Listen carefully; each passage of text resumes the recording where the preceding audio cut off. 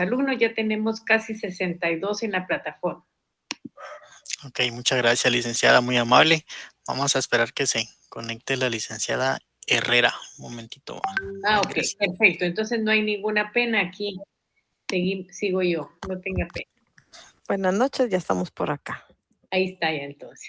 Ahí estamos, ya cambiamos de Ahí clase. está, ya sí, cabalmente. Entonces, solamente yo dándole la bienvenida a la sección A y agradeciéndoles como siempre su participación. Y por ahí está Javier Gustavo, que es el que hace posible estas reuniones. Así que entonces lo dejo también para que presente a los conferencistas. Javier, si es tan amable, agradeciéndole siempre su colaboración en beneficio de los alumnos. Muy buenas noches, compañeros. Muchas gracias, licenciada.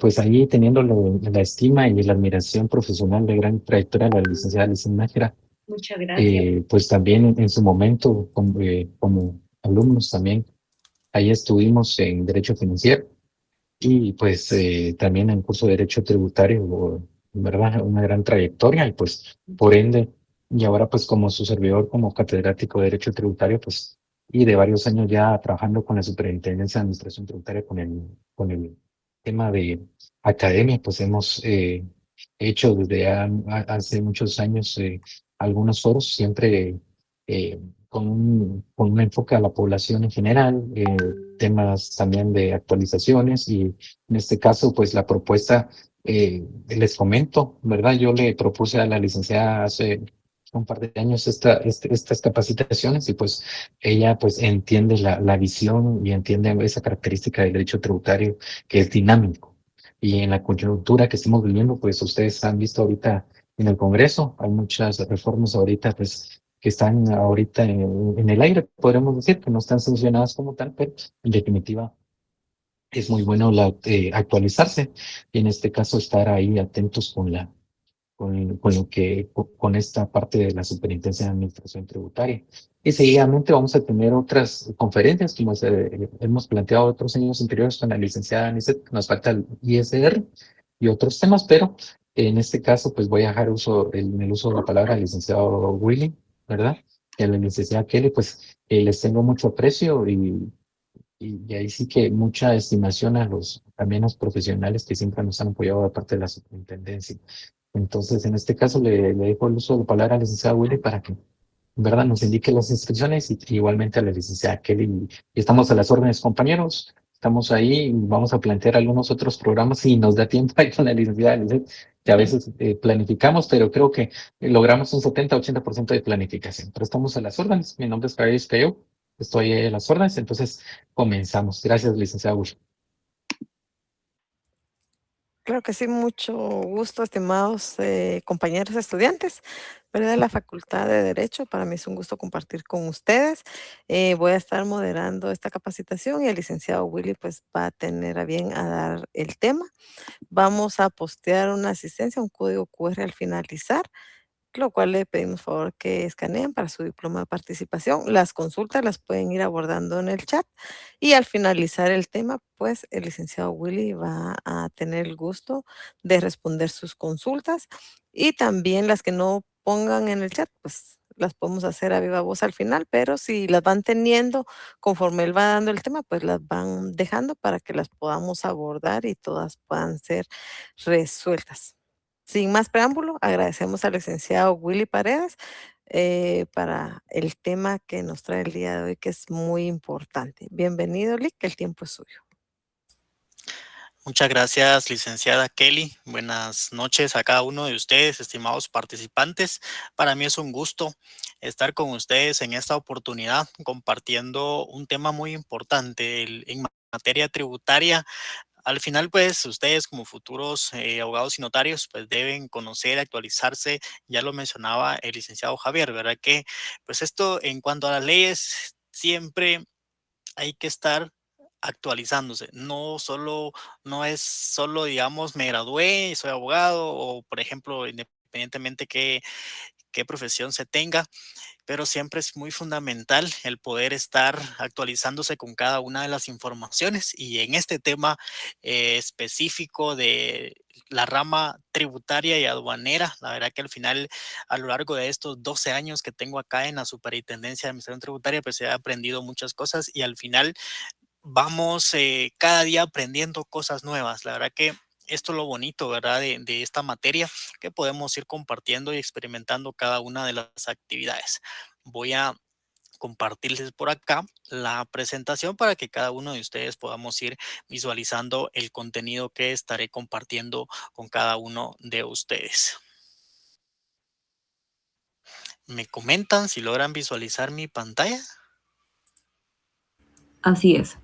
Ok. Y como les comento, este es un tema muy importante, como lo es el impuesto al valor agregado, o más conocido como el IVA, ¿verdad? Vamos a ir conociendo, sé que esta ley pues es muy, muy amplia, pero en lo largo que tengo de este tiempo con ustedes, vamos a ir ahí sí que profundizando en cada uno de los temas y si ustedes tienen aquellas dudas muy puntuales, pues las pueden escribir en el chat o bien al finalizar la disertación pueden ustedes ahí sí que poderlas indicar, ¿verdad? Encendiendo lo que es su micrófono como tal. Vamos a,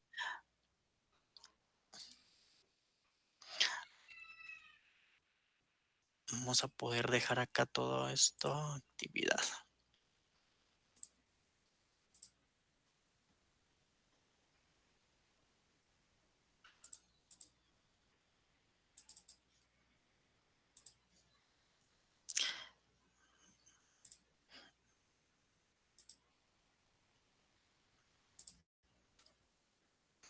Vamos a dejar de compartir porque no me deja avanzar.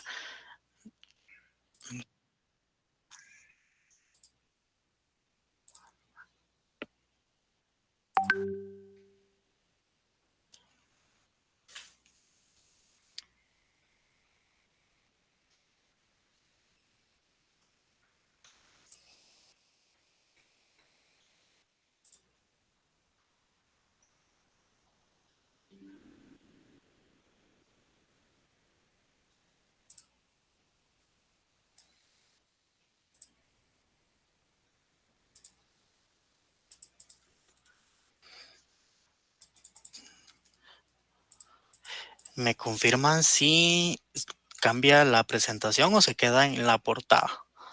Sigue igual. Sigue igual. Se queda en la portada. Muy bien.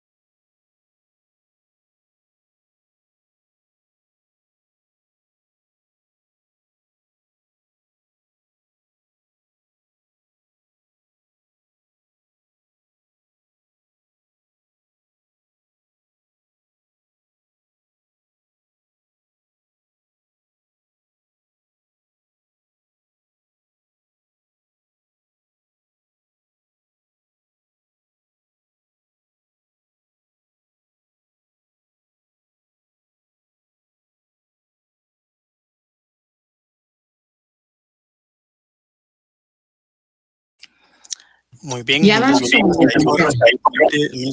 mil disculpas ahí por el inconveniente técnico, creo que problemas de conexión, pero lo importante es que ya estamos acá.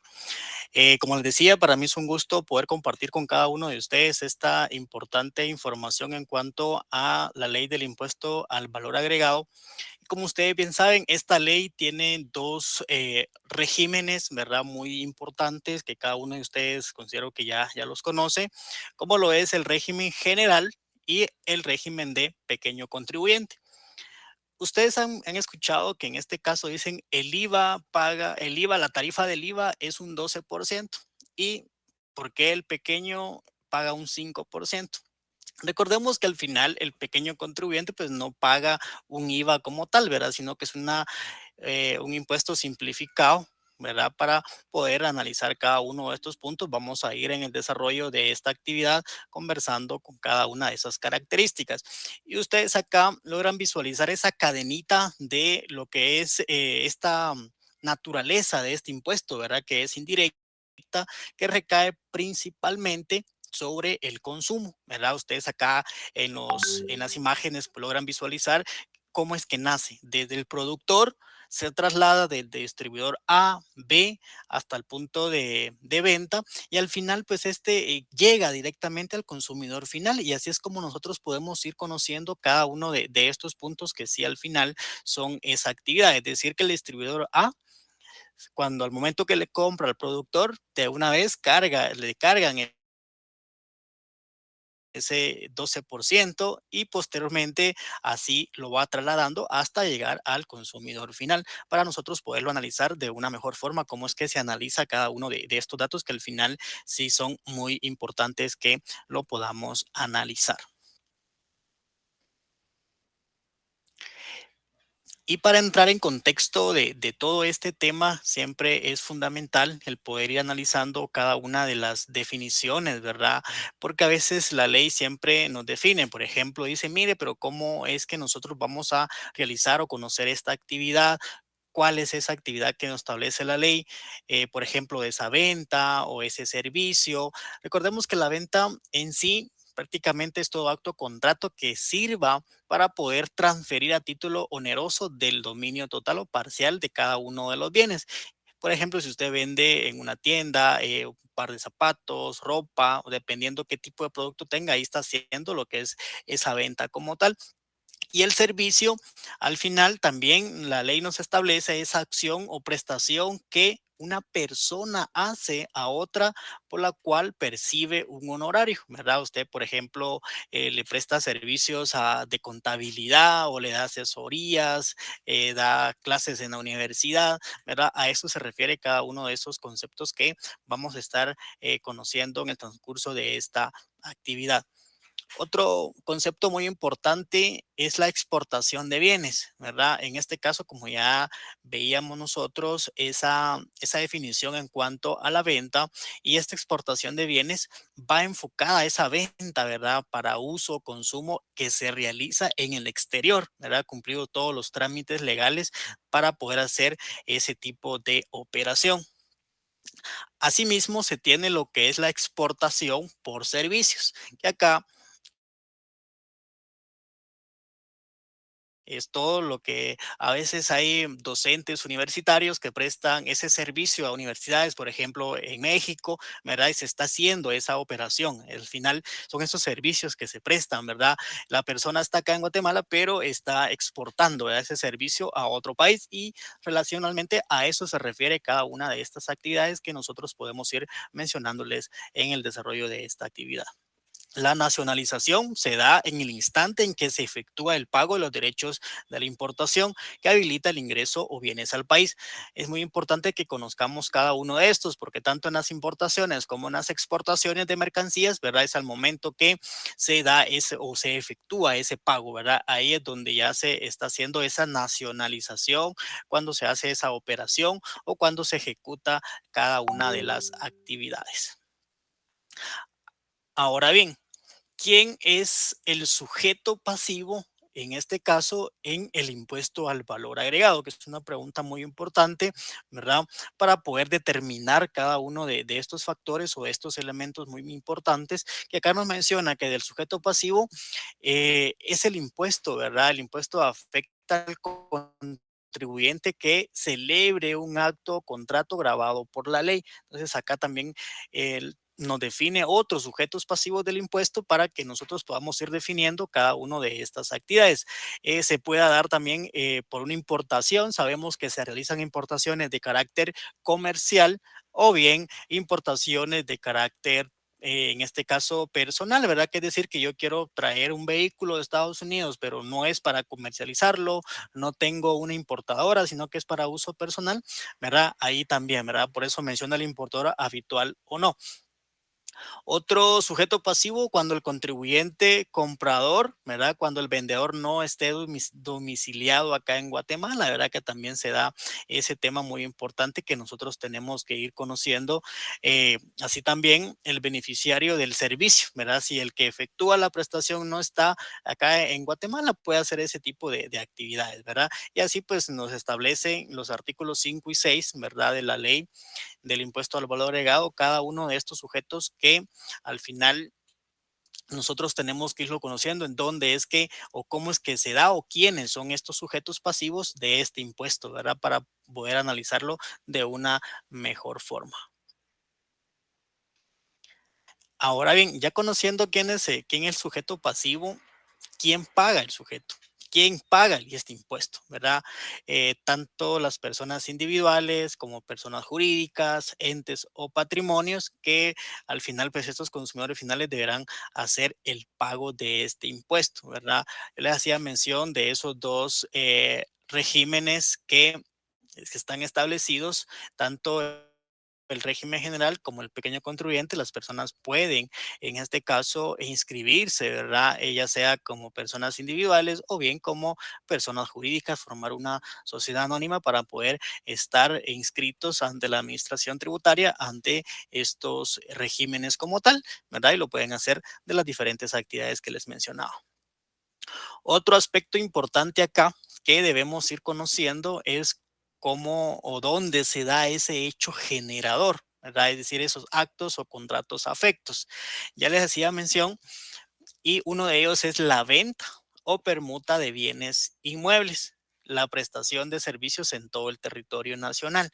Muy importante que nosotros podamos ir conociendo cada una de estas operaciones. Las importaciones, arrendamientos de bienes muebles e inmuebles, las adjudicaciones de bienes en pago, el retiro de bienes por contribuyentes, ¿verdad? Ahí es donde nosotros tenemos que ir conociendo cada uno de estos. Ya les mencionaba al inicio, si ustedes tienen alguna duda puntual de cada uno de estos hechos generadores, nos pueden hacer la consulta, ¿verdad? Por cuestión de tiempo, pues no podemos ir abordando esos temas específicos de cada uno. La destrucción, pérdida o faltante de inventarios, la primera venta o permuta de bienes inmuebles. Así es como nosotros podemos mencionarles esta gama, ¿verdad? Que me establece el artículo 3 de esta misma ley, en donde o cómo es que se da ese hecho generador de este impuesto como tal. Las donaciones entre vivos de bienes muebles e inmuebles, la aportación de bienes inmuebles a sociedades, esto pues cuando corresponda, así es como nosotros podemos mencionarles esa actividad. Pero al final de cuentas, cuando se da ese hecho generador, también la ley nos define a nosotros esa exención, ¿verdad? Que se puede dar en ciertas actividades. Y definamos a qué lo referimos cuando hablamos de una exención. Dice que es la dispensa total o parcial del cumplimiento de la obligación tributaria que la ley concede a los sujetos pasivos. Si en los actos o contratos concurren partes exentas y partes no exentas, la obligación tributaria se cumplirá únicamente por la parte que no goza la exención. La ley, vamos a ver más adelante cómo es que se definen esas exenciones generales, esas exenciones específicas, que acá la ley me dice, mire, puede hacer de que se le dé la exención por esa actividad del total o bien parcial de ese cumplimiento tributario. Por ejemplo, hay, por ejemplo, centros educativos que se les da la exención, pero a veces esos centros educativos o los colegios tienen su librería, tienen una venta de una cafetería, pero recordemos que ahí también ya no se le puede dar, digamos, esa exención, ¿verdad? Solo se le da la exención, digamos, al centro educativo como tal, pero acá ya se tienen ese tipo de operaciones que son diferentes, ¿verdad? Como les mencionaba, una cafetería como tal, entonces para que también nosotros podamos ir analizando y conociendo ese tipo de actividades. Y acá en el artículo 7 se pueden ir detallando esas exenciones generales que se puedan dar. Por ejemplo, las importaciones de bienes por cooperativas. Esto específicamente por aquellas importaciones que realicen de alguna maquinaria, ¿verdad? Las exportaciones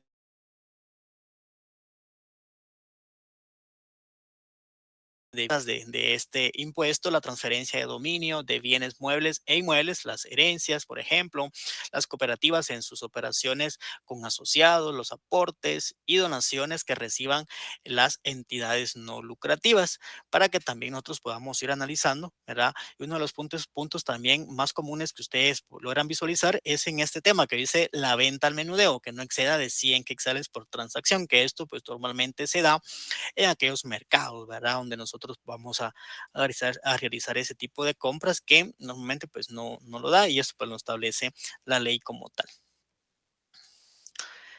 Continuando con este tema de las exenciones generales, también nos habla de la venta de vivienda, ¿verdad?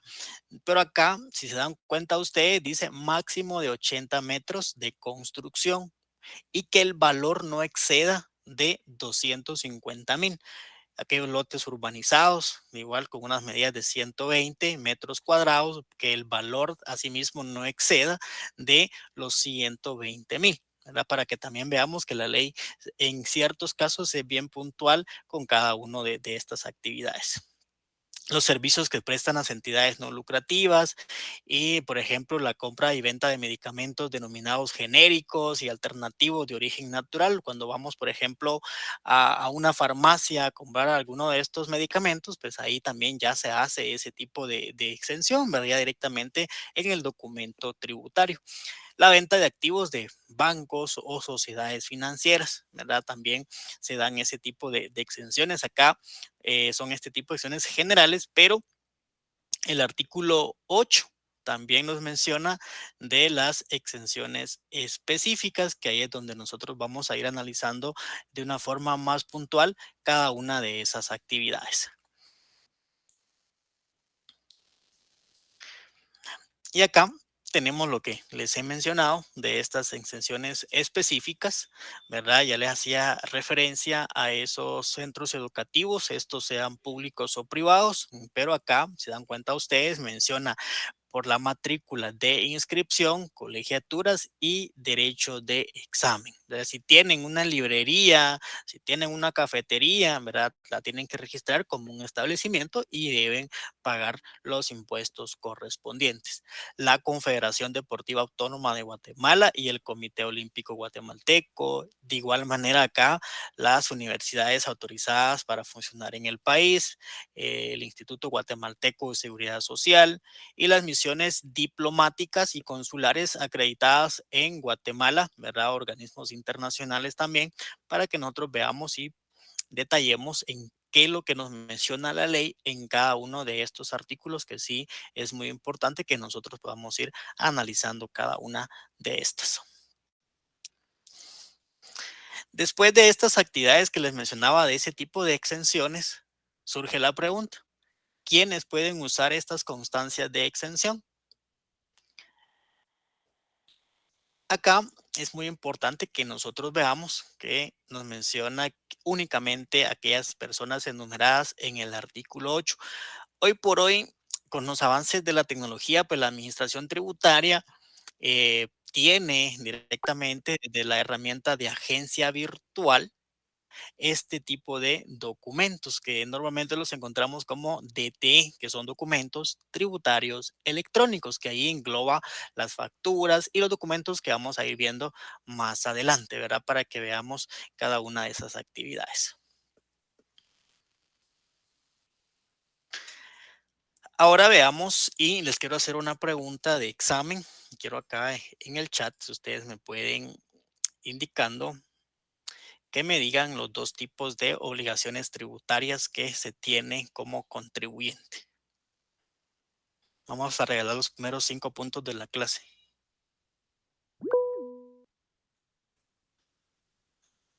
Tiene la mano levantada Allen Orozco. Sí, Alan. Buenas noches, licenciado.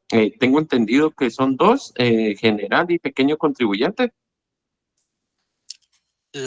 Esos son los dos regímenes del IVA. Y yo les hacía la consulta en cuanto a las dos tipos, a las dos tipos de obligaciones tributarias que se tienen como contribuyente. Licenciado, ¿Sí? ¿usted se refiere, por ejemplo, al ISR, al IVA? No, el IVA y el ISR, digamos, son dos impuestos. Son dos impuestos, digamos, diferentes. El IVA que lo que estamos viendo ahorita y el ISR es otro impuesto que ya lo mencionaba el Javier, que más adelante vamos a tener. Miren, en este caso, las dos obligaciones que se tienen son las obligaciones formales y las obligaciones sustantivas.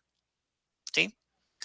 Las obligaciones formales, la ley nos dice, mire, es por ejemplo que usted se inscriba ante la SAT si usted va a prestar un servicio de una asesoría o cualquier tipo de servicios o va a vender algún producto. La ley dice que usted debe inscribirse ante SAT antes de iniciar operaciones. Esa es una obligación formal, ¿verdad? Que actualice mis datos en mi RTU es otra obligación formal, ¿verdad? Que emita las facturas es otra obligación formal, ¿sí? Ahora bien, la obligación sustantiva va enfocada directamente al pago del impuesto. Es cuando yo ya hago, digamos, cumplí con mi obligación formal, ahora cumplo con mi obligación sustantiva, que es pagar directamente el impuesto, ¿sí? A eso se refiere. Y a esto viene este tema de estos documentos tributarios que son muy importantes. Y acá nos los indica el por qué es importante el respaldar todas mis operaciones que yo voy a realizar o que estoy haciendo, ¿verdad?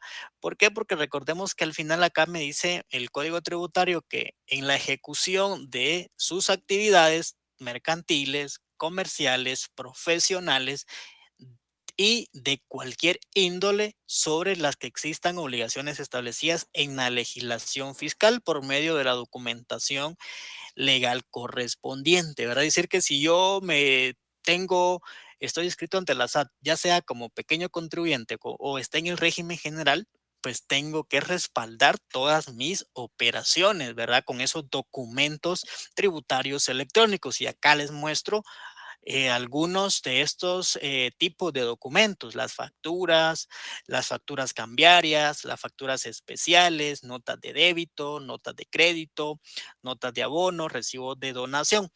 Pero es importante que ustedes puedan conocer que cada uno de esos documentos va a depender. Por ejemplo, si yo soy pequeño contribuyente, me van a aparecer los documentos de acuerdo a mi régimen al cual estoy inscrito, ¿verdad? Y si estoy en el régimen general, de igual manera. Pero es fundamental que yo pueda respaldar todas esas mis operaciones. ¿Por qué?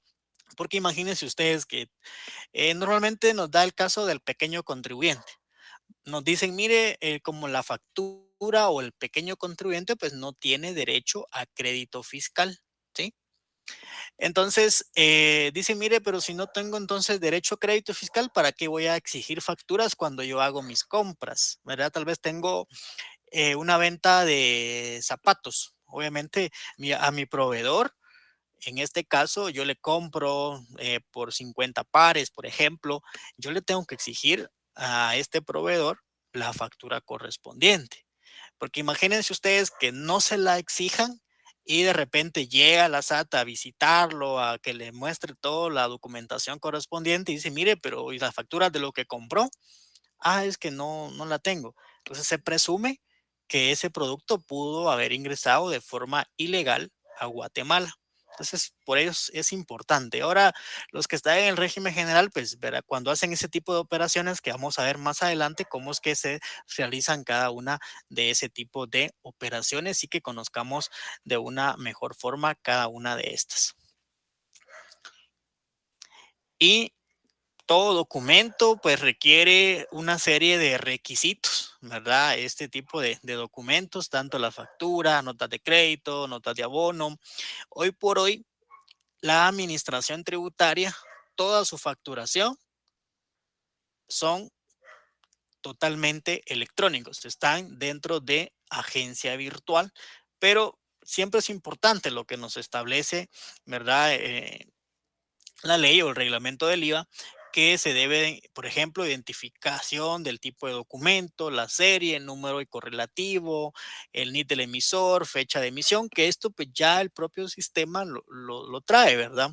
Y vean algo importante acá, el numeral 9 dice que debe consignarse el NIT o el QUI o documento de identificación, en este caso si fuera extranjero, ¿verdad? Aquellas facturas que sean por ejemplo, montos mayores a 2.500, pues en este caso debe agregar el NIT, ¿verdad? O QUI, si no el sistema cuando usted ingresa a emitir la factura CF, por ejemplo, por estos montos de 2.500, no le va a dejar el sistema hacer ese tipo de operaciones. Entonces, para que también veamos que esos requisitos que sí son muy importantes, que nosotros podamos ir conociendo para poder cumplir con esta obligación, ¿verdad? Que nos da la ley como tal.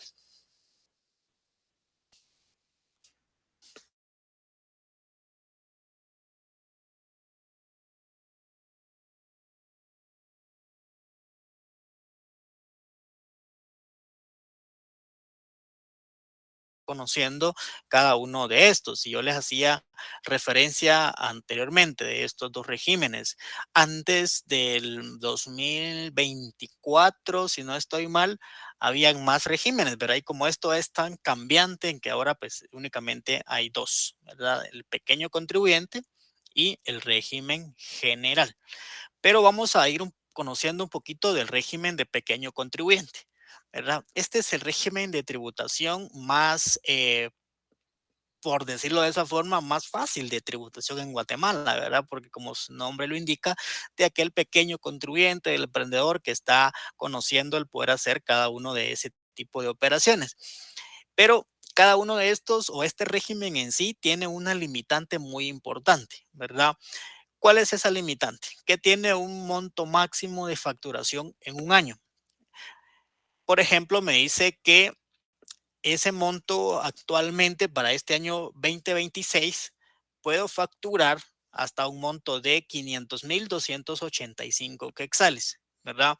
¿Por qué? Porque esto está amarrado a lo que me establece la ley, ¿verdad?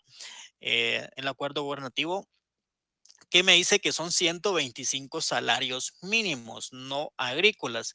¿Y cuál es ese salario mínimo actual? De 4,002,28 centavos. Hacemos la operación y nos da esos 500,285. Es decir que si yo me inscribo ahorita como pequeño contribuyente en el mes de agosto, ¿verdad? De igual manera, es el mismo monto, ¿verdad?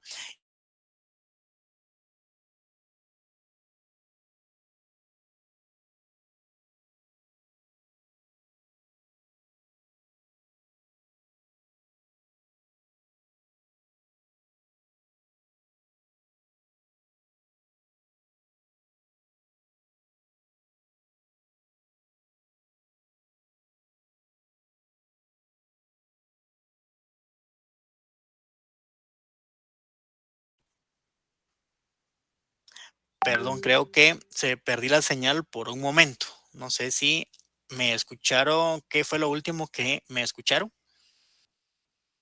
Estábamos viendo el pequeño contribuyente en los montos, si no estoy mal. Monto, ajá. El 5%, sí, exacto.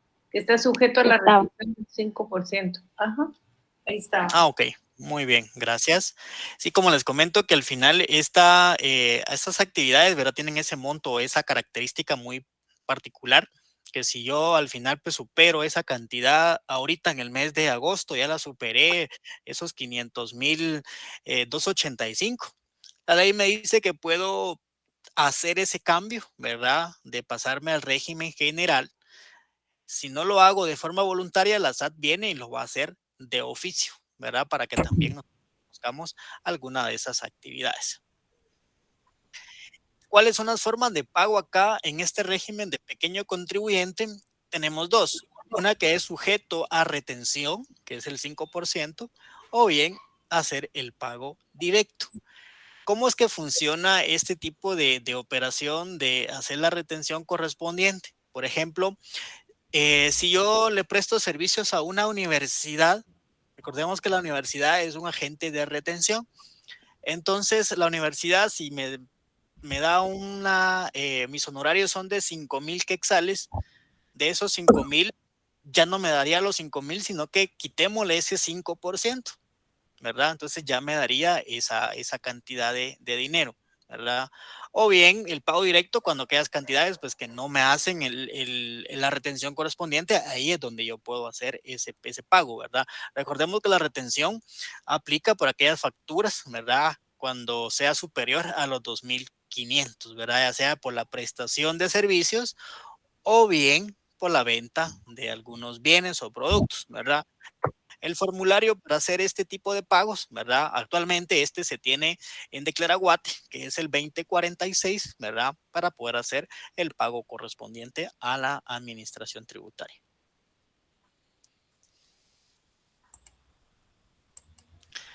Otra obligación formal que se tiene como contribuyente al momento, digamos, de estar inscrito ante este régimen es que tengo que habilitar mis libros.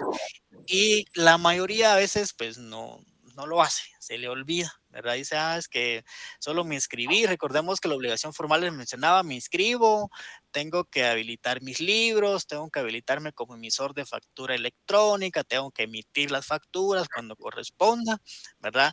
Y otra obligación es que tengo que habilitar esas facturas, ¿verdad? Estos libros, perdón. Y hay un formulario que está en Declaraguate 7121, ¿verdad? Por ejemplo, el pequeño contribuyente tiene esa característica también especial que puede habilitar, digamos, el libro de compras y ventas de forma unificada, ¿verdad? Por lo tanto, puede hacer ese pago por cada hoja habilitada de 50 centavos. Lo pueden llevar de forma manual o bien de una forma computarizada. También se tiene lo que es el libro electrónico tributario, que es el ET, ¿verdad? Para que usted pueda elegir la forma en que usted va a llevar cada uno de estos libros.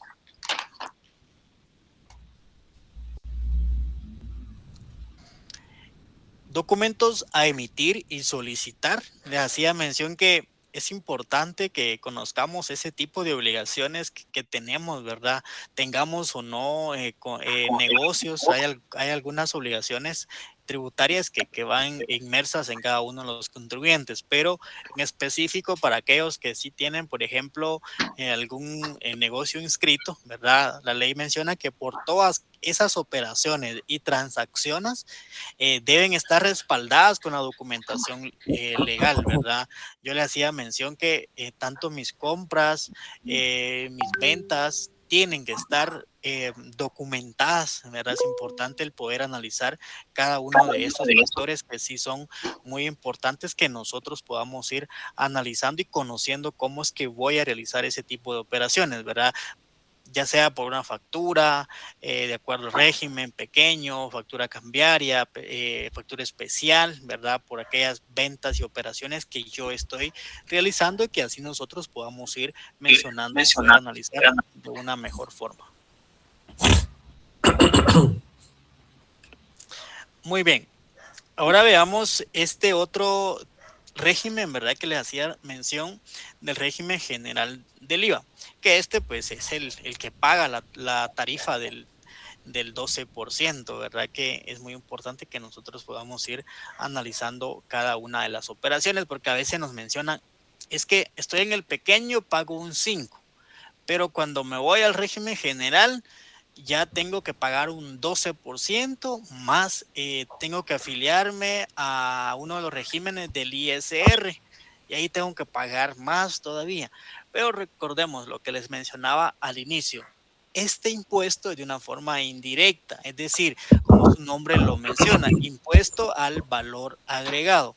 Es decir, que al momento que yo estoy vendiendo, por ejemplo, un producto, yo tengo que agregarle ese 12% a ese producto, ¿verdad? Porque al final, como recordemos, yo le hacía énfasis que hay, al final, pues lo paga el consumidor final, ¿verdad? Entonces, ¿quiénes pueden estar en este régimen? Personas individuales.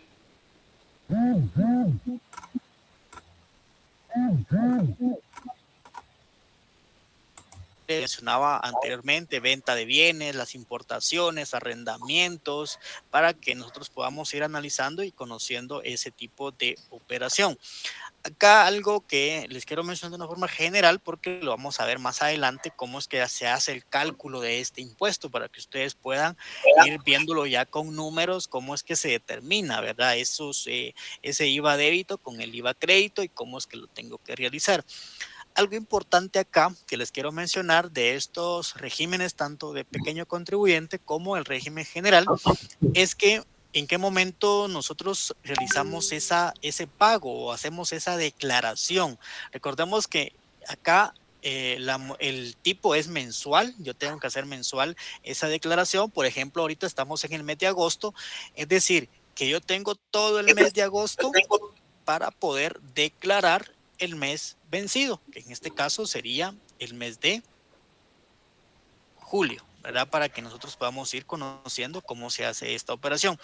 Y algo que les quiero mencionar acá es que para hacer esta declaración, que es el formulario 2237, actualmente para el régimen general, de aquellos contribuyentes que están en el régimen general, todavía lo pueden hacer, digamos, septiembre de este año, ya no lo van a poder realizar por medio de declaraguate, digamos, cuando usted es declaraguate público, ¿verdad? Sino que lo van a hacer únicamente por medio de agencia virtual, ¿verdad? Por esta herramienta va a ser la única modalidad, el único medio en donde se pueda presentar esta declaración para que ustedes puedan ir también conociendo cada uno de estos.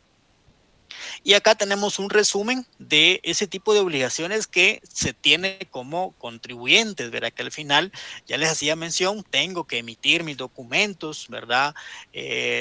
Las facturas, notas de débito, notas de crédito, llevar mis registros correspondientes. Pero acá hay otra característica muy importante de este régimen general del IVA. Se dan cuenta acá me dice la ley que tengo que llevar el libro de compras y libro de ventas, ¿verdad? Y además de lo que me establece el Código de Comercio, ¿verdad? Cuando ya corresponde llevar otros registros correspondientes. Pero acá, ¿cuál es esa característica diferente al pequeño contribuyente? Que en el pequeño podíamos habilitar, digamos, el libro de compras y ventas, es decir, uno solo. Acá es por separado. Tengo que habilitar primero mi libro de compras, ¿verdad?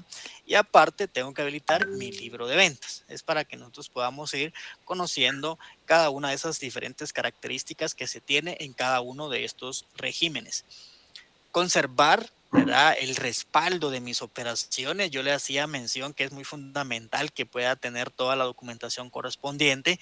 ¿Y por qué es importante este tema, verdad? Además de lo que les mencionaba anteriormente, cuando no tengo el respaldo de esas compras, por ejemplo, que yo estoy haciendo, pues se puede presumir que es mercancía que ingresó de contrabando a Guatemala. Pero acá, en este régimen, sí es muy fundamental que nosotros podamos ir analizando ese tipo de operaciones, ¿verdad? Porque vamos a ver, porque es muy fundamental que lo veamos cuando determinemos el impuesto, ¿verdad? Ese IVA débito con el IVA crédito, cómo es que se realiza. Sabemos que el IVA crédito es el IVA que yo estoy pagando por aquellas compras que yo hago, ¿verdad? El IVA débito es cuando yo ya emito la factura, estoy vendiendo, ahí va un IVA cargado. Es decir, cuando yo compro, por ejemplo, X o Y producto, pues me cobran un IVA, ¿verdad? Entonces, y cuando vendo también, entonces esa diferencia es como vamos a ver más adelante, es que se determina ese impuesto como tal y debo presentar obviamente pues mis declaraciones en los plazos establecidos, ¿verdad? La sesión anterior nos mencionaban, mire, pero ¿qué pasa si ahorita estamos en el mes de agosto, pero yo ya no presenté la declaración de junio? ¿Qué debo hacer? En este caso, pues lastimosamente ya tiene un omiso, lo que conocemos como omiso, ¿verdad? Y debe pues pagarlo, ¿verdad? Que sabemos que al final de cuentas, pues así lo establece la ley, ¿verdad? Que tenemos que cumplir con ese tipo de obligaciones correspondientes. ¿Cuál es el mecanismo acá o este compensatorio? ¿Cómo es que se da ese tipo de operaciones? ¿Verdad? Acá nos menciona que para los contribuyentes que estén en este régimen general, el IVA no debe presentarse un costo, sino un impuesto compensatorio entre sí. Ya les hacía mención, por ejemplo, acá vemos la descripción a lo que se refiere IVA crédito, que es el IVA pagado en las compras o adquisiciones de servicios necesarios para el giro comercial. Y el IVA débito es el que se cobra, ¿verdad?, a los clientes en cada una de las ventas que se estén haciendo de los productos o bien por la prestación de servicios para que también nosotros podamos ir conociendo ese tipo de actividades. Dice que el impuesto se determina entre la diferencia de débitos y créditos fiscales, ¿verdad? Veámoslo entonces con un ejemplo ya con números para que nosotros conozcamos cómo es que se da ese tipo de operación. Por un lado tenemos las ventas, ¿verdad? Débito fiscal. Durante ese mes tuve ventas de 25,000 quetzales, pero acá tenemos el factor, ¿verdad? Porque recordemos que para determinar esa base imponible tengo que hacer ese factor o hacer la división por 1.12. Es decir, tengo ya mi monto base que serían 22,321. Entonces, a ese porcentaje, a esa cantidad, perdón, lo hacemos por el 12%, nos da un IVA débito de 2,678,57 centavos. Y por otro lado, tenemos lo que son las compras, que es el crédito fiscal. Nos dice que de crédito fiscal tenemos 20,000. Volvemos a hacer la misma operación, el factor 1.12, monto base por el 12% nos da IVA débito de 2,142, ¿verdad? Para que veamos nosotros esa actividad, o IVA crédito, perdón.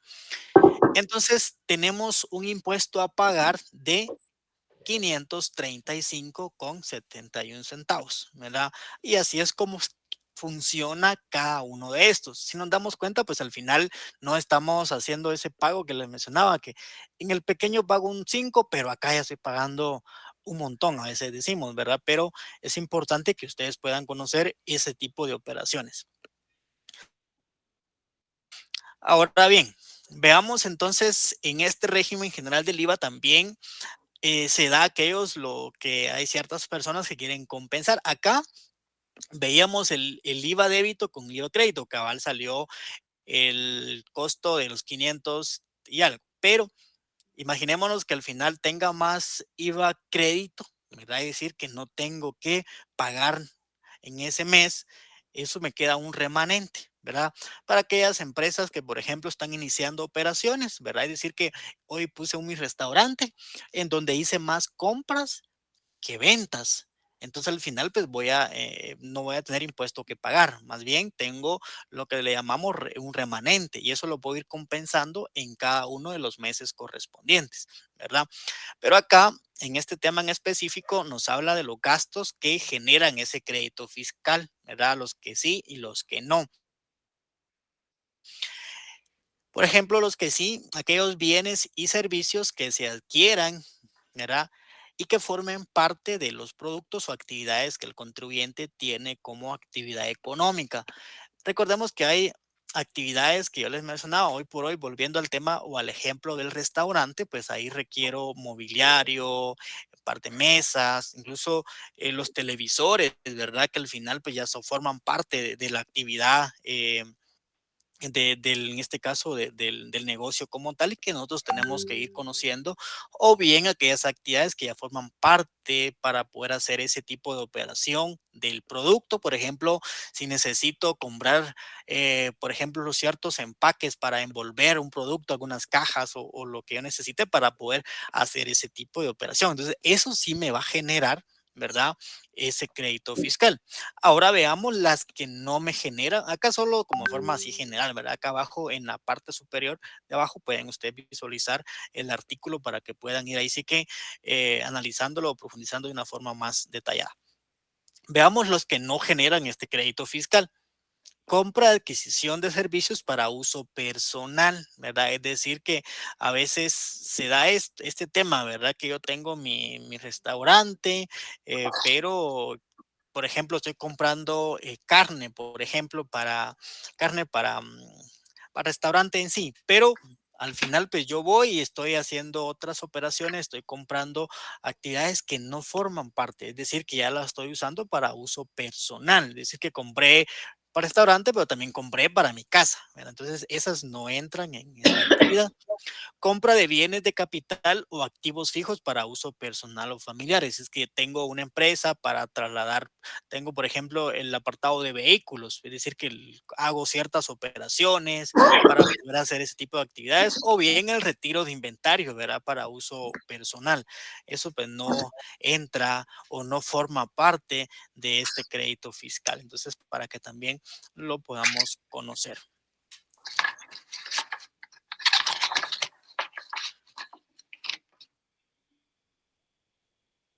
Y acá vemos también la autoprestación de servicios, las compras realizadas a pequeños contribuyentes. Este es un tema muy importante, ¿verdad? Porque recordemos que el pequeño contribuyente, como lo habían ido mencionando, pues no carga un 12%. Entonces, si yo estoy en el régimen general y le quiero comprar a un pequeño contribuyente, esas facturas que me va a emitir el pequeño contribuyente, pues no forman parte o no son gastos que me puedan generar crédito fiscal para que también ustedes lo puedan conocer.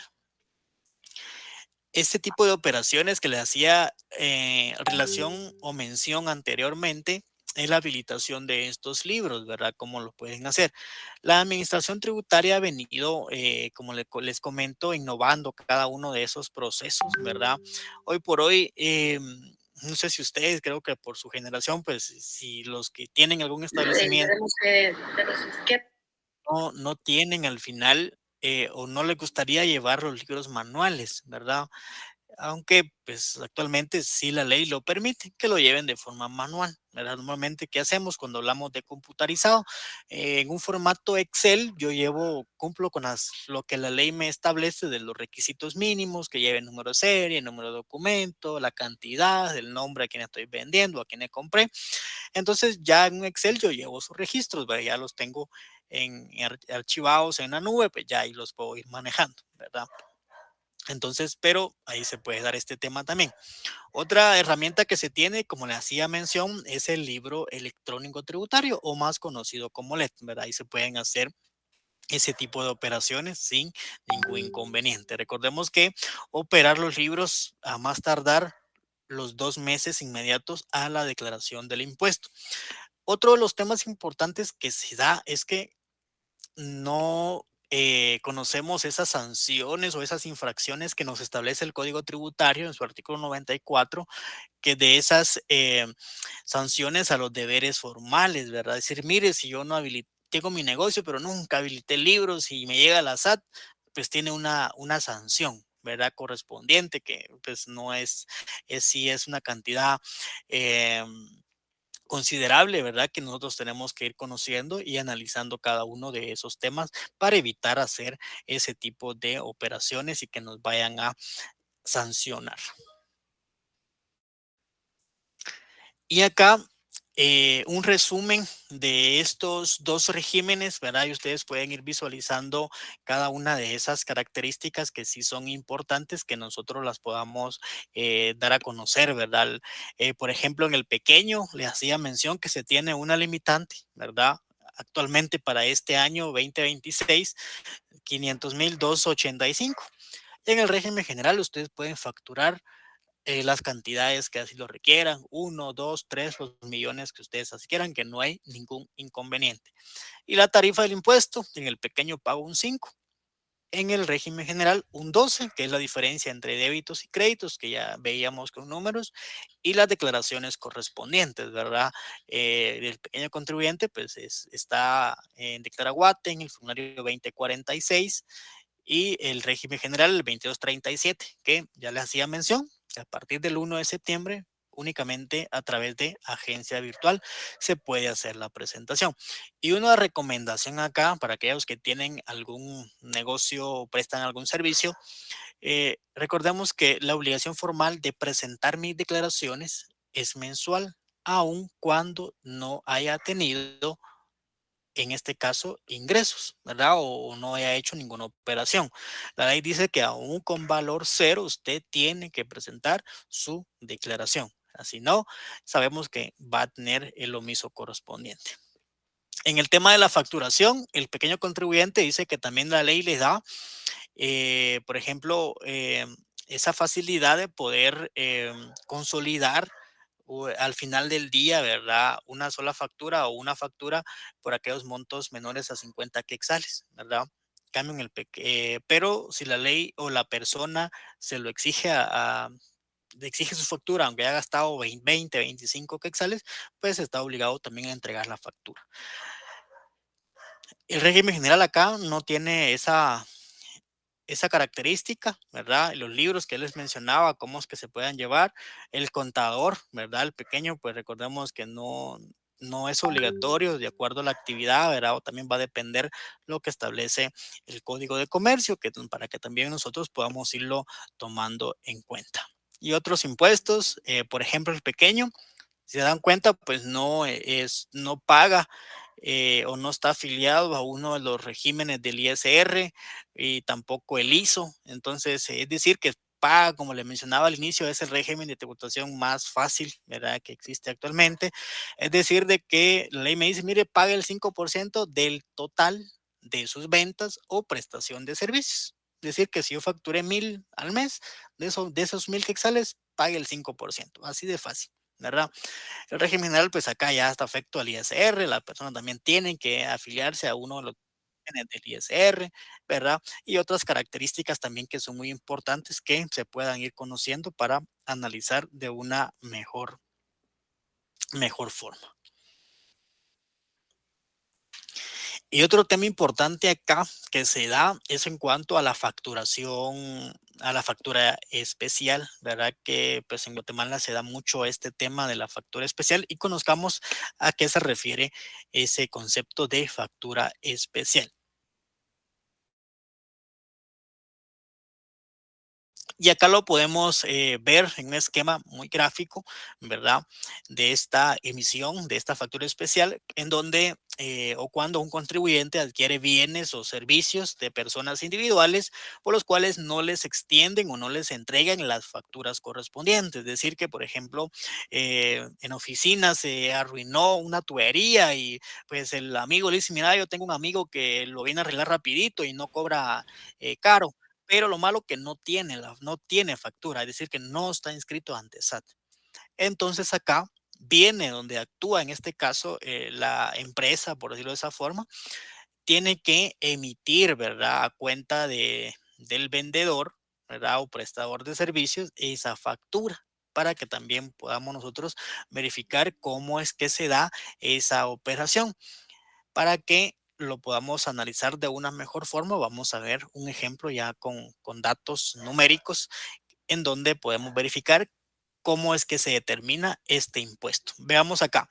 La empresa Rojo S.A. necesita realizar una instalación eléctrica en unas bodegas donde almacena producto, para lo cual contrata los servicios del señor Luis Buenfoco, quien es electricista y cobra por el trabajo realizado. En este caso, pues el monto es de 15,000 quetzales, pero no le extendió factura. Entonces veamos el monto acá.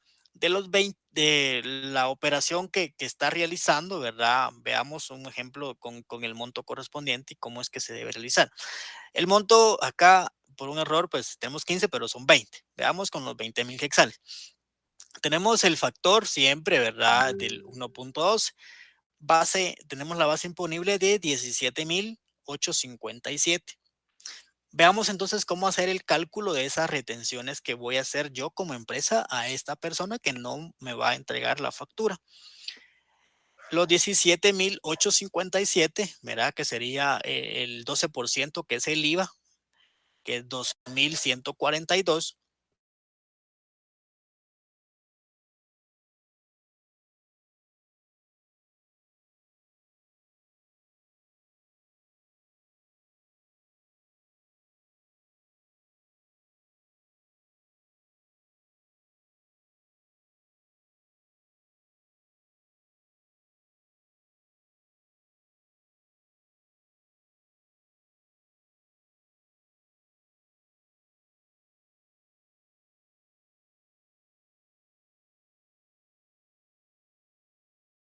$800.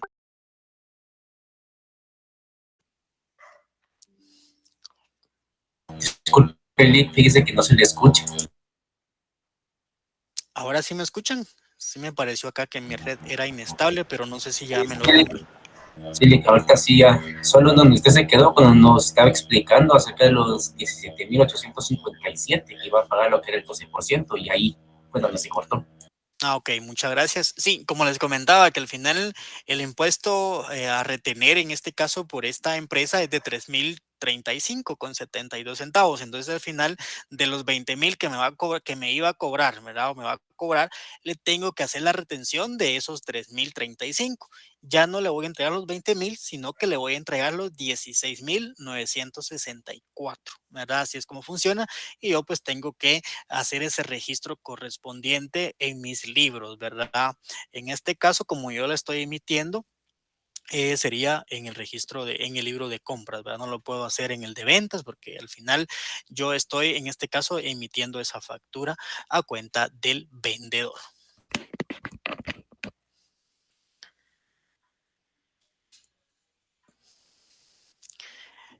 Muy bien, veamos otro ejemplo, en este caso en una de las simulaciones de operaciones que se ha dado, y por eso es importante que ustedes también puedan ir conociendo ese tipo de actividades, ¿verdad?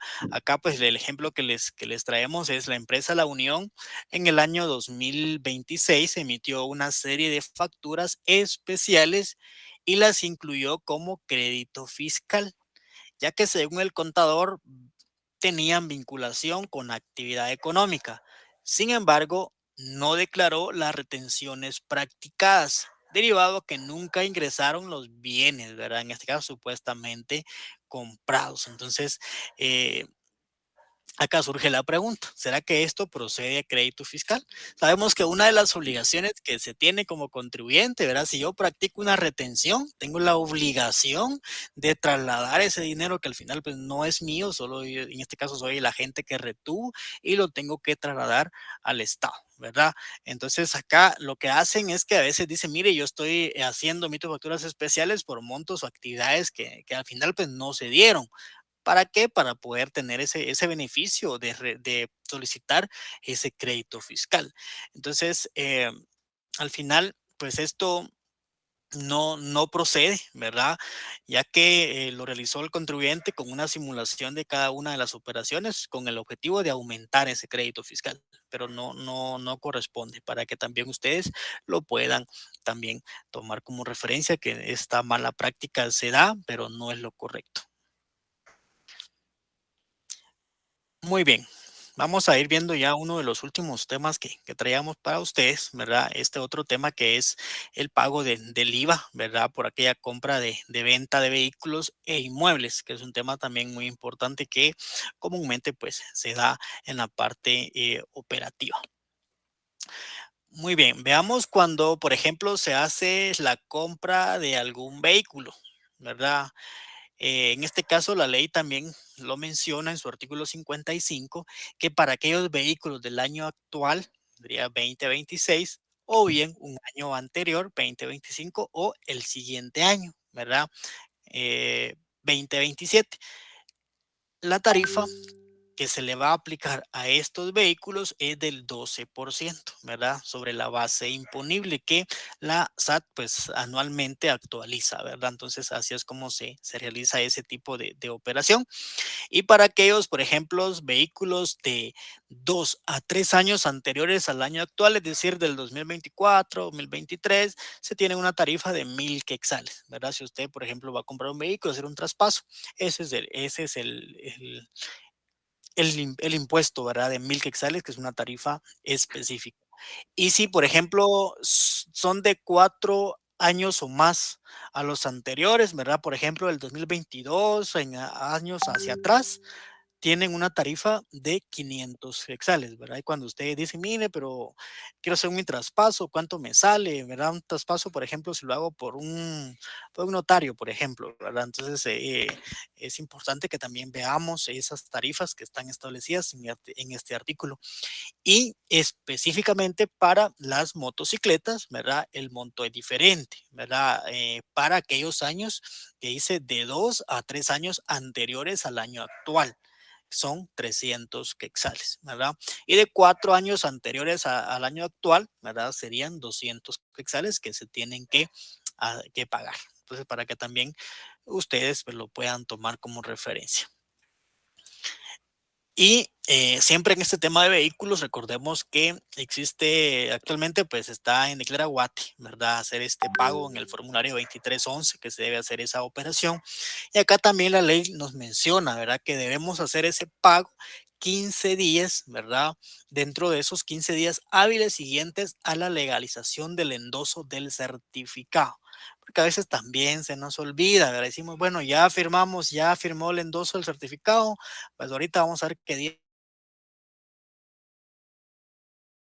me da tiempo, ¿verdad? A veces pasan estos 15 días que la ley lo menciona y también tenemos esas sanciones correspondientes. Y en este caso veamos otro de los temas también por aquella primera venta o permuta de bienes inmuebles. En este caso la ley también nos menciona, ¿verdad? Que por aquellas operaciones traslativa de dominio del bien inmueble que se efectúe después de la primera inscripción de dominio, acá la base imponible va a ser la mayor, ¿verdad? Que esté establecida ya sea en la escritura pública o bien en la factura o la matrícula fiscal. Entonces, para que también veamos que acá la base imponible va a ser la mayor que se tenga en cada uno de estos documentos. Ahora bien, en cuanto para otros casos, ¿verdad? La base imponible, pues recordemos que acá también hay otros escenarios en donde la ley nos menciona que para aquellos contribuyentes con actividades de construcción o venta de inmuebles será la mayor entre el precio de venta o permuta. Precio que conste en la matrícula fiscal, ¿verdad? Recordemos que el impuesto se paga lo que es en la factura, para que también nosotros podamos ir conociendo este tipo de, este es otro escenario que se da, ¿verdad? Para que veamos cómo se surge en esa primera venta o permuta de estos bienes inmuebles. Y continuando con otros casos, siempre con la permuta o primera venta o permuta de bienes inmuebles, también nos menciona que, por ejemplo, se pueda dar para aquellos que no sean contribuyentes o siendo contribuyentes, no es de su giro comercial, ¿verdad? Con bienes inmuebles, la base imponible será a mayor entre el precio de la enajenación en la escritura pública, valor que conste en la matrícula fiscal, porque a veces se da esto, ¿verdad? Que puede ser de que yo no me dedico directamente a esa actividad y pues yo estoy haciendo ese tipo de operación, y acá la ley también los define en su artículo 56 y 57 cómo es que se debe dar, ¿verdad? Y acá existe un formulario, el 2799, de igual manera, para poder hacer ese pago, y se tiene que dar dentro de esos 15 días, ¿verdad? Después de ejecutado el acto de la operación correspondiente. Muy bien, y para ya ir terminando, vamos a ver si de lo que les expliqué en este tiempo, que el tiempo va volando, ¿verdad? Entonces quiero hacer un ejercicio con ustedes, ahí sí que tienen la libertad de poder encender su micrófono, y vamos a hacer un pequeño ejercicio. Por un lado, tengo ya algunos conceptos: crédito fiscal, exención específica, exención general, exportación de bienes, nota de crédito y hecho generador. ¿En qué consiste este ejercicio? Acá tengo ya el concepto, ¿verdad? Que dice que por el retiro de bienes por el contribuyente, socios, empleados para su uso o consumo, ¿qué concepto creen ustedes que le corresponde? ¿Será que es crédito fiscal, nota de crédito, exención general, nota de crédito, hecho generador?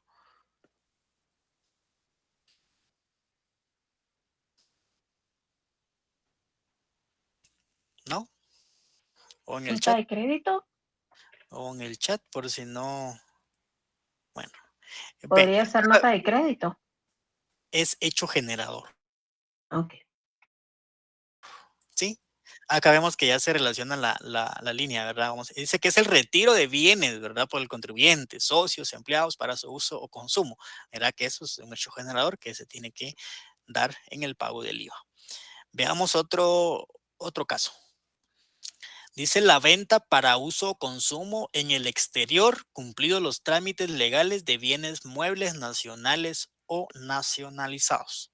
Exportación de bienes. Sí. Muy bien, exportación de bienes.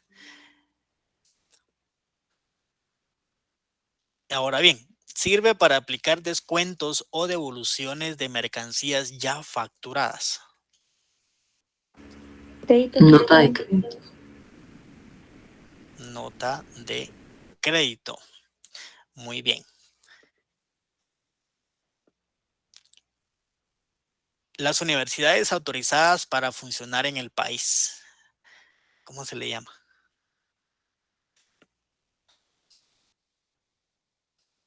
Exención general.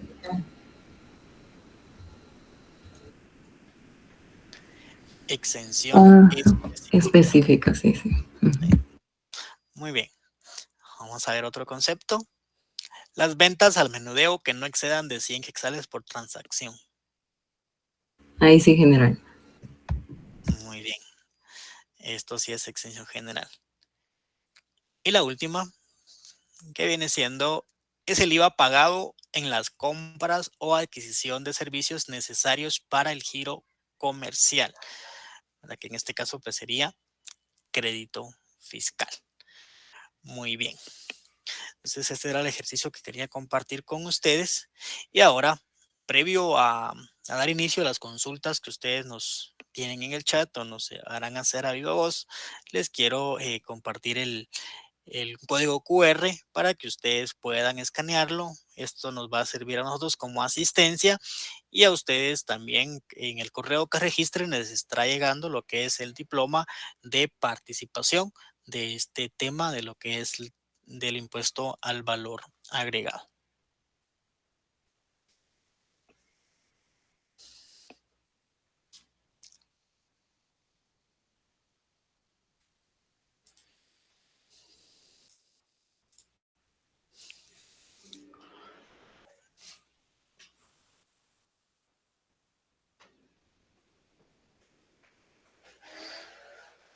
Buenas noches, licenciado. Una consulta. Me surgió en una duda cuando hablaba acerca del pequeño contribuyente, que indicaba usted que se podía facturar a cero, o mejor dicho, que se tenía que indicar que no había ningún ingreso y que no había ninguna facturación, por ende se tenía cero. ¿Cuánto tiempo puede pasar la persona indicando a la SAT que no ha facturado o la famosa facturación a cero para poder él desligarse de ser pequeño contribuyente, o no hay ningún tiempo para hacer ese trámite?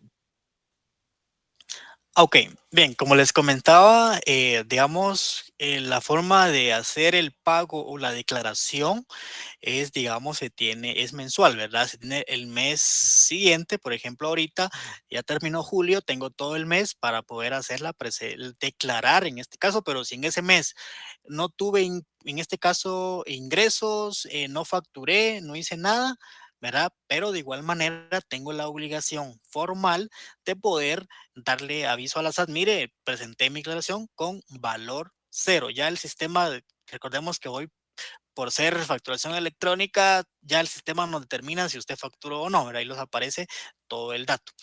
Ahora bien, ¿qué pasa si, por ejemplo, usted no hace la factura, en este caso la declaración, pues ya les mencionaba, tiene un omiso, ¿verdad? Digamos, si llega septiembre y usted no presentó julio, ya tiene un omiso.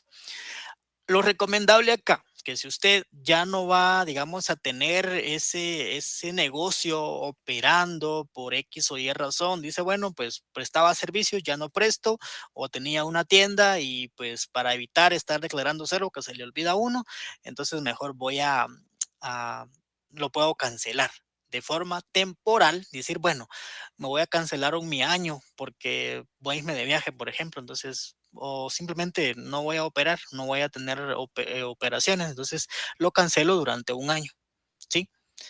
Ahora bien, si usted dice, bueno, lo quiero cancelar de forma definitiva, también lo puede hacer. Esto se hace a través de agencia virtual, ¿verdad? Ahí sí lo puede hacer sin ningún inconveniente, ¿verdad? Sin necesidad de ir a una em, agencia o oficina tributaria. Ese es un cese definitivo, ¿verdad? Entonces, así es como funciona. O si el negocio, por ejemplo, tiene más de 4 años sin tener movimiento, ahí aplica lo que es el cese prescrito, pero debe tener más de 4 años sin tener movimiento o actividad, o en este caso facturación, ¿verdad? Entonces, esas son las alternativas que se tiene, ¿verdad? Ya sea que se pueda seguir declarando a cero de forma mensual para evitar sanciones, o bien cancelarlo de forma temporal, o bien definitivo o prescrito. No sé si estamos bien ahí con la respuesta o necesitan que ampliemos Sí, un poquito más. muchísimas gracias, le agradezco bastante. Sí, es que me creó esa duda específicamente por eso, y lo que también había colocado una compañera que puso ahí, que son 4 años, porque ya había oído yo que se podía hacer una cancelación temporal, pero no sabía si se podía hacer una cancelación también permanente antes de los 4 años. Entonces, por eso me surgió la duda de que si se podía, obviamente, una temporal ah, antes de los 4 años, pues hay una lógica que indicaría que se podría hacer una cancelación antes de los 4 años. Muchísimas Sí, gracias, Lick, le agradezco sí se bastante. puede, con mucho gusto.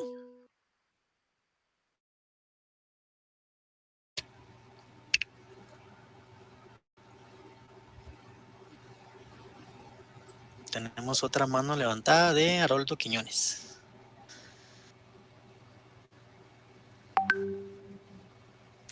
Adelante, estimado Haroldo.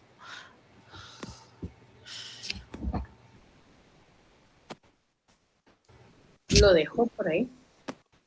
Sí, se quedó levantado. Bien, aquí tengo algunas consultas en el chat. Vamos a irlas. Vamos a ver dónde me quedé. Las preguntas.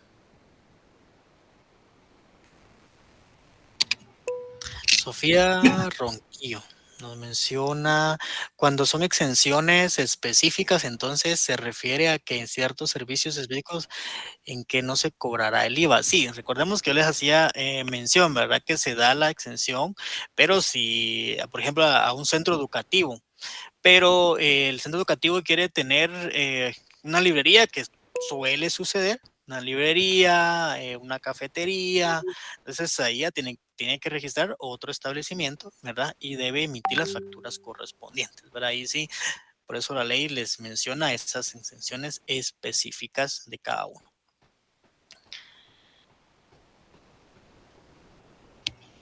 Vamos a ver por acá el chat.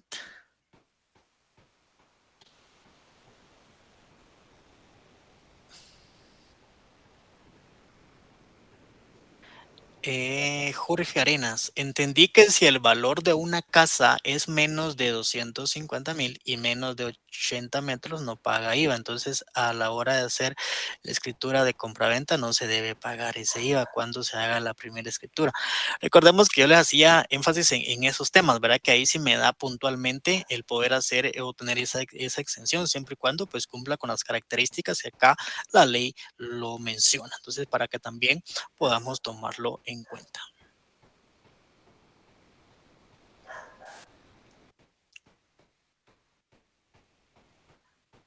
Una pregunta, Alec. Sí, adelante. Sobre pequeño contribuyente y las declaraciones en cero, valor cero. ¿Hay quien fue suspendido o inactivado como pequeño contribuyente por inactividad? Hace como 3 o 4 años recibió comunicaciones por correo electrónico que había sido suspendido como pequeño contribuyente y no decía que era temporal o no había especificación de por cuál la temporalidad de la suspensión. Y revisando ahora sus omisos, pues aparece que no ha reportado el primer trimestre, los 3 meses de enero, febrero y marzo de este año.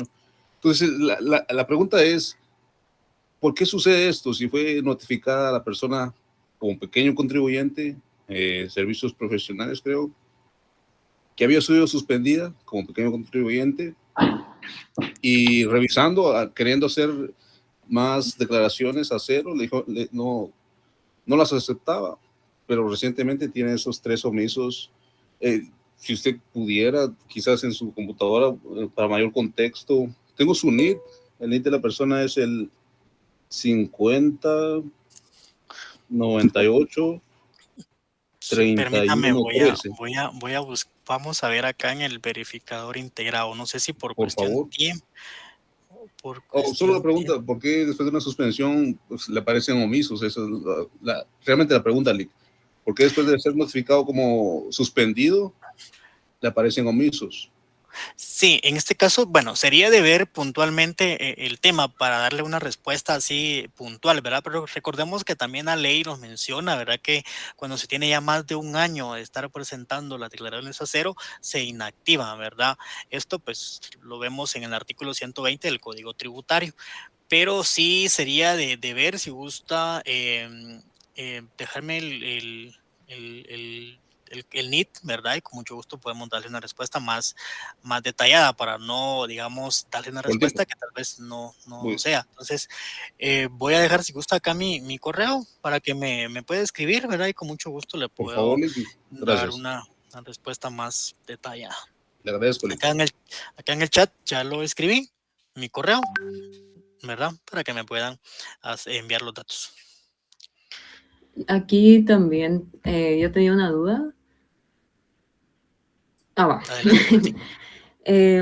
A mí me causa duda, siguiendo aquí como el principio de capacidad de pago, en que todo, pues en el derecho tributario se debe velar por cumplir.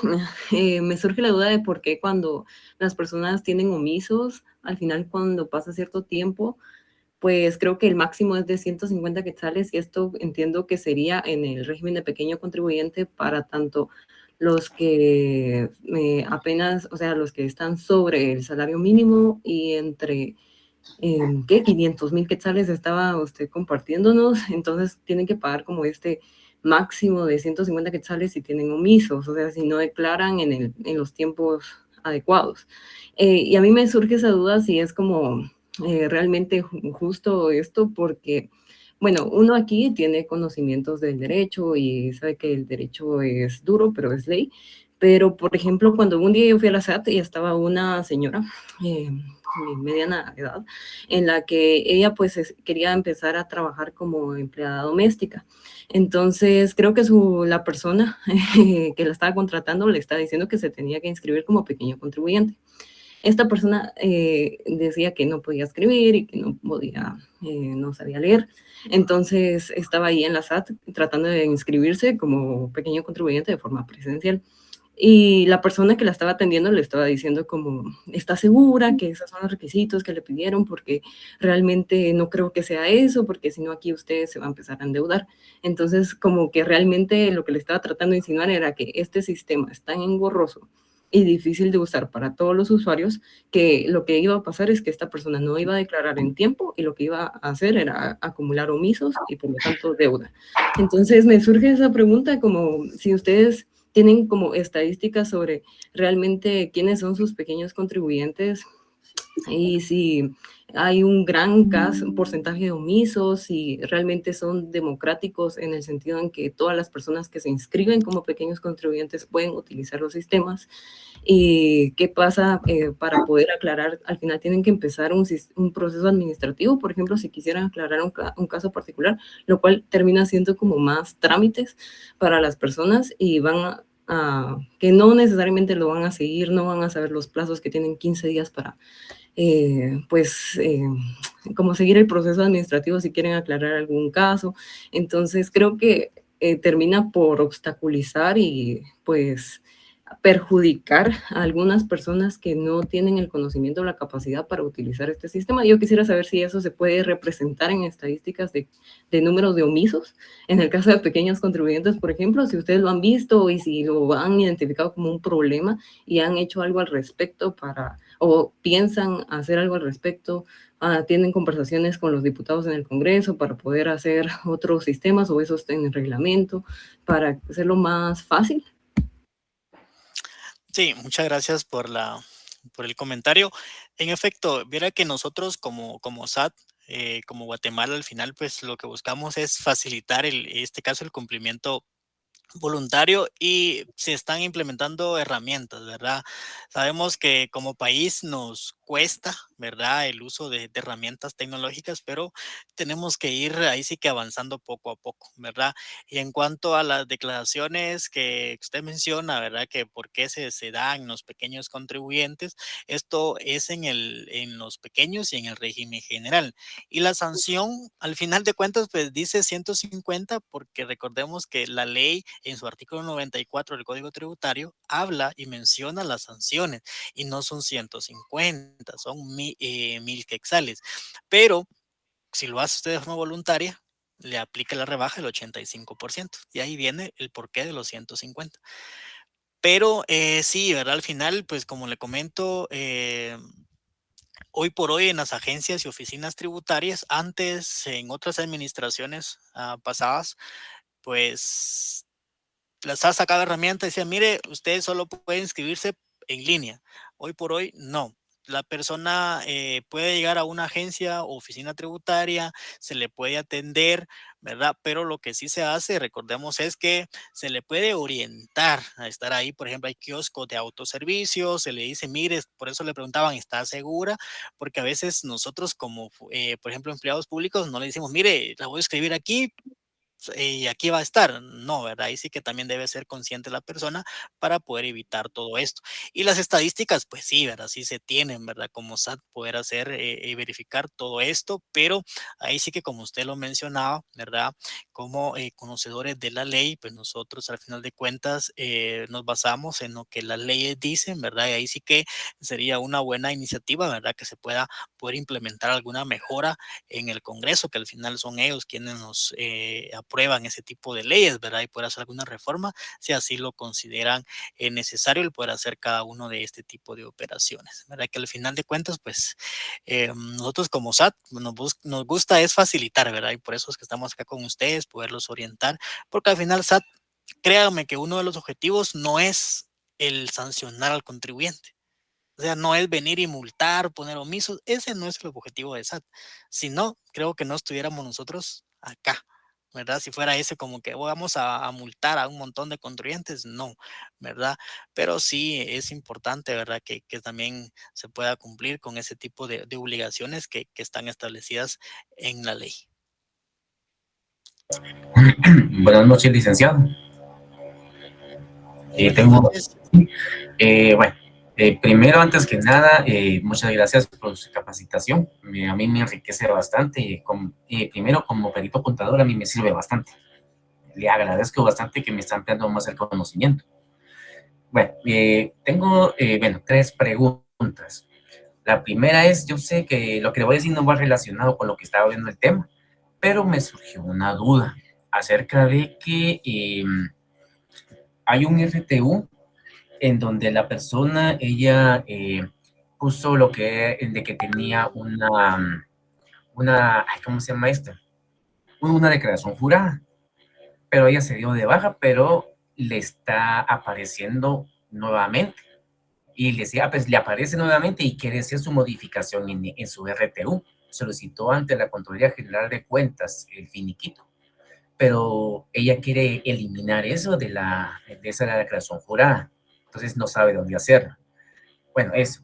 Otra, por decirle así, me surgió duda acerca de lo que nos estabas enseñando acerca de la factura especial. En el sentido de que cuando nos estaba mostrando acerca de los montos, que era el 12% y el 5%, la duda que me surgió era por qué se tiene que hacer siempre sobre el mismo monto inicial, o se tiene que sacar primero el IVA y lo que queda del IVA, después se hace lo que es el 5%, o siempre va a ser sobre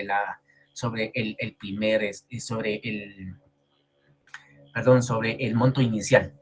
Y la última es acerca de que yo hice mi actualización de mi RTU y me volvió a salir que tengo que actualizar nuevamente. No sé por qué se dio eso, porque sí lo actualicé. Yo siempre lo actualizo a principios de año. Entonces, no sé por qué me resulta otra vez que tengo que actualizar. Solamente, licenciado. Ok, muchas gracias. Bueno, vamos a ver si me recuerdo de las consultas. Voy a iniciar por la última. Fíjese que en este caso del tema del RTU, recordemos que si yo actualizo datos hoy, 11 de agosto, actualicé mis datos porque tal vez venció mi DPI, por ejemplo. Pero ¿qué pasa si ya, por ejemplo, ahorita en septiembre yo cumplo años? Ya en este caso, ¿verdad? Entonces también, ¿verdad? Recordemos que ya tengo que volver. La ley dice que por lo menos una vez al año tengo que hacer una ratificación de datos. Entonces, en su caso, posiblemente pasó eso, ¿verdad? Que tal vez hizo ese proceso, ¿verdad? Para poder hacer esas actividades. Es decir, que yo lo actualicé hoy, pero ya el día siguiente ya cambió ese año de cumplí años y por lo tanto tengo que volver a hacer no una actualización, sino que una ratificación. Recordemos que actualizar datos es cuando yo cambio una dirección, cambio mi DPI, ¿verdad? Y la ratificación es cuando yo le confirmo a la SAT que mis datos van a seguir siendo los mismos. Entonces, eso pudo haber pasado. Y el otro tema de la factura especial que me mencionaba, sí, verdad, efectivamente, en este caso, pues es sobre la base, ¿verdad? De esta actividad, porque recordemos que son dos impuestos distintos. Uno que la base imponible, mencionábamos que les mostraba 20,000, más dividido el factor 1.12 me da la base imponible. A esa base imponible por un 12% que es el IVA y nuevamente por la base, ¿verdad? es un 5% del ISR. ¿Por qué? Porque son dos impuestos totalmente distintos. Entonces, por eso es que se hace esto. La tercera pregunta, si no estoy mal, me recordaba de la declaración jurada de una persona que había hecho una cancelación de su negocio en RTU, si no estoy mal. Entonces, en este caso, sería de verificar, ¿verdad? Exactamente qué sucedió, si la persona tuvo a bien su RTU ya, digamos, actualizado sin su establecimiento, ¿verdad? Porque a veces pasa que le decimos a un tercero, a un gestor o algo, mire, hágame una gestión y al final, pues no sabemos si nos hizo bien el proceso como tal. Entonces, sí, ahí está mi correo, ¿verdad? Para poder compartirme los datos si los tuviera, para poderle orientar y verificar la situación en específico. Muy Muchas bien, gracias, licenciado. con mucho gusto.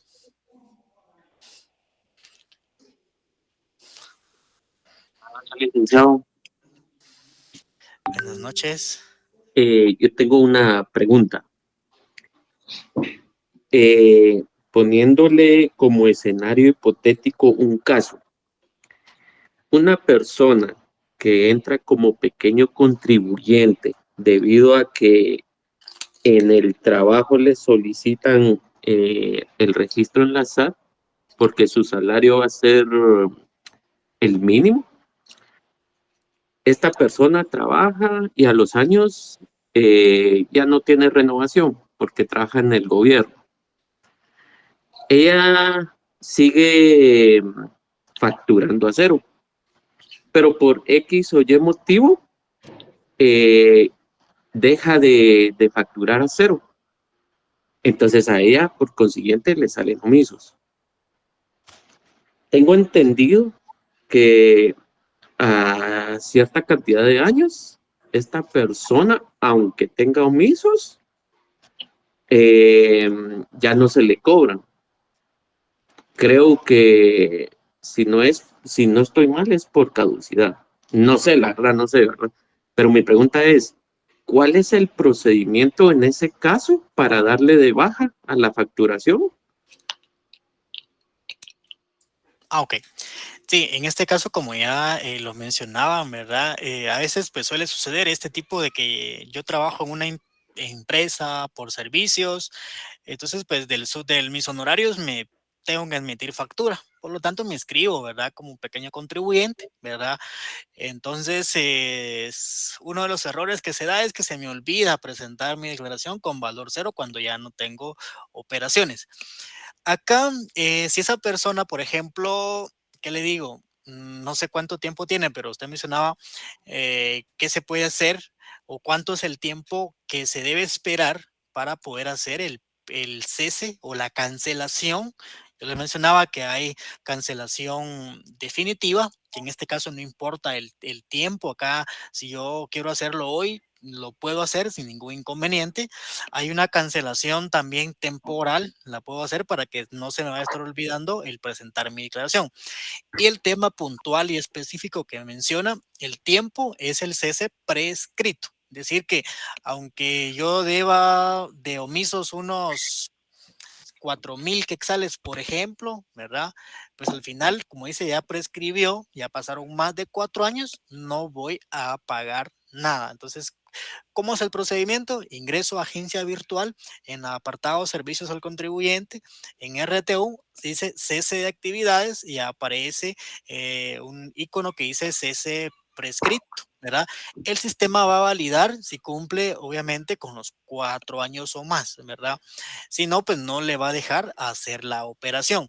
Si en dado caso la persona no tiene más de 4 años, por ejemplo, ¿verdad? Y ya quiere cancelar, ahí sí tiene que, obviamente, pues hacer el pago de esos omisos que tiene pendiente. Muchas gracias por la aclaración, Lick, muy amable. Con mucho gusto. Muy bien, entonces por cuestión tiempo creo que nos pasamos un poquito, ¿verdad? El tiempo que teníamos, pero le dejo el espacio a la licenciada Kelly o bien a la licenciada Lisette para que puedan cerrar el evento. Muchas gracias. No sé si la licenciada Kelly Herrera está por ahí para que ella cierre el evento o con mucho gusto lo cierro yo. Ahí está. Entonces le pedimos. Claro, licenciada Nájera. Pues ha sido un gusto compartir con ustedes. Vimos que tienen varias dudas. Pueden llamar al contact center. También les recomendamos los requisitos están en el portal para las diferentes gestiones que necesitan. Había una consulta ahí que ya no se abordó, que se quedó entre los mensajes perdidos, y cuando nosotros vamos a facturar al exterior, esa está exento la exportación de los servicios o de los bienes en el artículo 7. Ahí nos dicen el numeral 7, creo que también es de la ley del IVA. Ahí nos dice cuando están exentas las operaciones. En el numeral 2, artículo 7, para el que está preguntando de la exportación de servicios. Entonces, para que no se quede ahí con su duda. Y recuérdense, para los ceses prescritos, se cuentan 4 años, pero a partir de la última vez que emitieron factura o declararon. Después de que declararon o emitieron factura, de ahí en adelante son 4 años para que les aplique. Eso sería, y si por favor llenaron la asistencia, no sé si llenaron el código QR, porque es importante para su diploma y la asistencia que tenemos para el día de hoy, que ya estamos culminando. Agradecemos al licenciado Willy Paredes. Y adelante. Perdone la interrupción, fíjese que en el QR que nos compartieron decía sección B, aunque nosotros somos la sección A, pero de ahí todos los datos igual iban normales, ¿verdad? O sea, uno lo llenó igual. Claro que sí, es que tuvimos algunos problemas técnicos ahí con la otra presentación, pero por horario nosotros los vamos a separar. Entonces, como al final es el mismo archivo y el llenado llega por horario, entonces ahí los podemos nosotros seccionar. No hay ningún inconveniente, la información es la misma. Pero agradecemos su participación, gracias por la invitación y nos vemos en una próxima oportunidad. Gracias, Liquili, por todo el aporte en esta noche y a ustedes por su atención y deseo aquí de seguir aprendiendo. Muchísimas gracias entonces, licenciada Kelly, al licenciado Willy también y a la Superintendencia de Administración Tributaria por la oportunidad de que todos aprendamos. Muchísimas gracias y feliz noche a todos. Nos vemos. Buenas noches. Feliz noche. Feliz noche, doctora. Feliz noche.